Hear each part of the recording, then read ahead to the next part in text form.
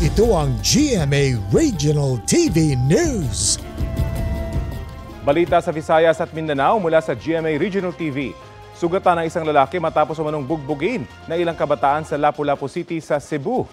Cecil, ano raw ang dahilan ng pambubugbog? Rafi, selos ang tinitingnang motibo sa pananakit umano sa biktima na ninakawan pa raw. Yan at iba pang may init na balita, hatid ni Luan Mayrundina ng GMA Regional TV. Mga sugat sa ulo, mga pasa sa mata, tuhod at iba pang parte ng katawan.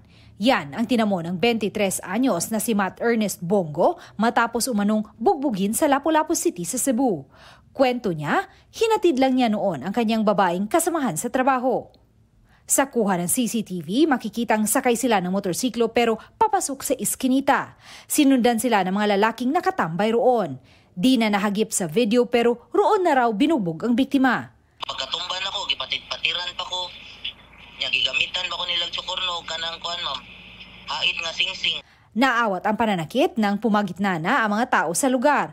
Pero kinuha pa umano ng mga sospek ang ilan sa kanyang mga gamit. Unang kulata kay natumba ko ma'am. Pero salamat sa Ginoo wala jud ko makuyapi kung nakuyapan ko. Dili ra ang AirPods nga almost 4K ang value. Ang nakawat ma'am kay ila man jud ipangita ang akong mga gamit. Hinala ng biktima, selos ang motibo ng pananakit sa kanya dahil isa raw sa mga sospek ay ang lalaki na bumibisita rin sa babaeng kanyang kasama. Tinutugis pa ng pulisya ang mga sospek na tukoy na raw sa tulong ng mga saksi.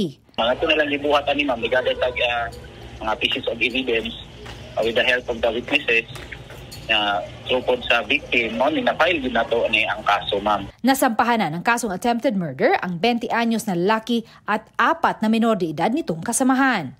May alok na ring pabuya ang Lapu-Lapu City LGU para sa impormasyon tungkol sa mga sangkot sa insidente.